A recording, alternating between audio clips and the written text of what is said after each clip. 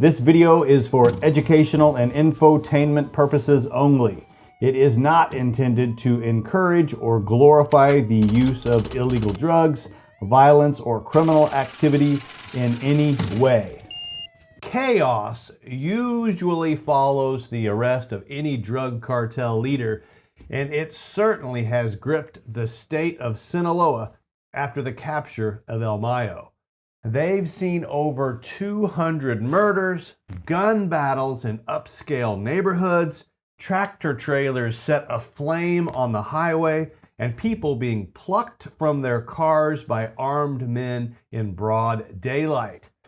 This is what it looks like when a war breaks out within one of the most powerful criminal organizations in the world, the Sinaloa Drug Cartel, where their two rival factions are fighting against one another to seize control of the multi-billion-dollar narco empire. The past few years have been relatively peaceful in the state of Sinaloa in northwest Mexico, where turf wars had been kept to a minimum, and actually the official homicide rates were lower in Sinaloa than in a lot of major U.S. cities.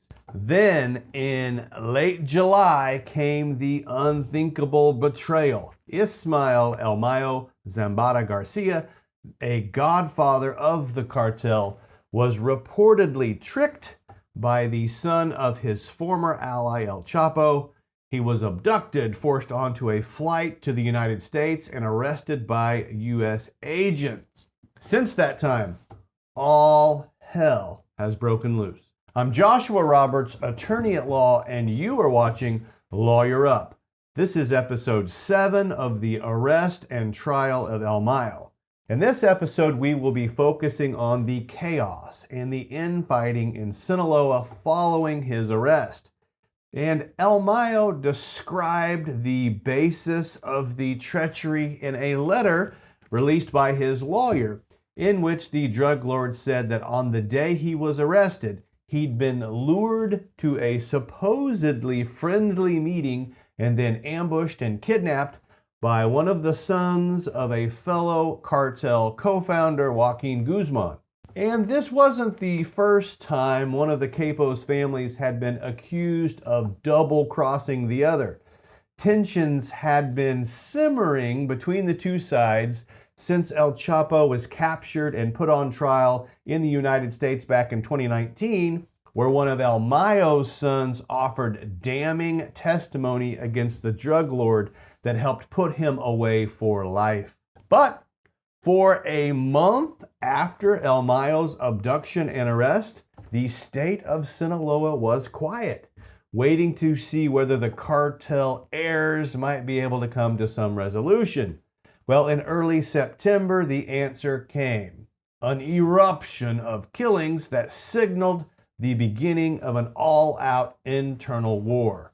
With well more than over 200 people killed and even more reported missing, officials fear that the violence could soon spread across the country, raising the stakes for Mexico's new president, Claudia Sheinbaum. Interestingly, the federal government recently sent 1,100 soldiers to patrol the streets, and the army seized the weapons of the Culiacan Municipal Police Force.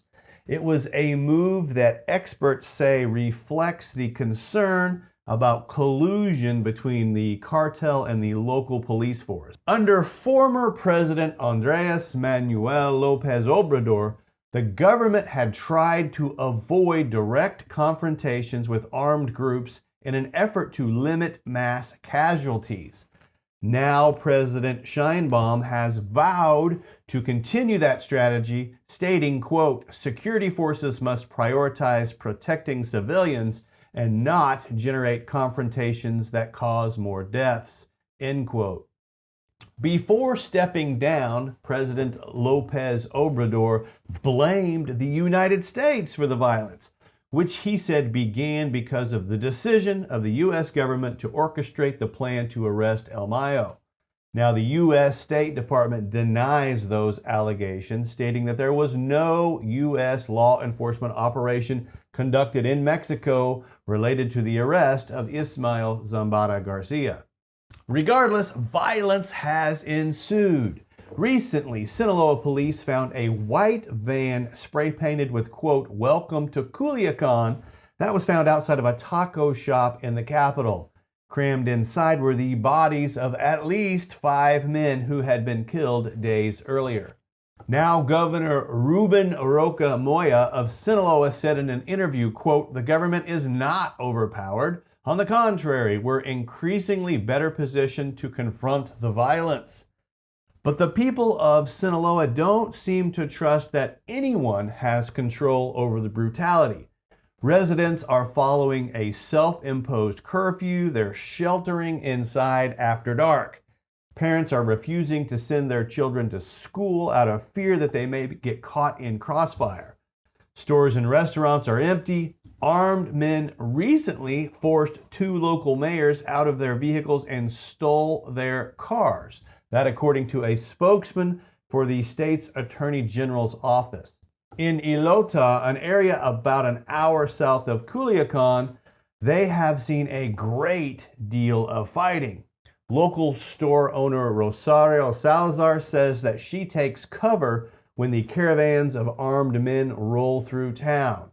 At the sound of heavy trucks, she and her husband run inside their small cinder block house, turn off the lights, and lock themselves in, sometimes for days. Quote, "We wouldn't even dare look out the window," she said. The violence in and around Ilota is part of a battle for land that is well suited for marijuana fields and synthetic drug labs. That according to Juan Carlos Barron, a security analyst. Quote, "The labs are located in the mountainous areas of the region where they can be easily hidden under the thick tree canopies," end quote. The municipality was also home to 2 brothers who were accused by the DEA of being major fentanyl traffickers for the cartel.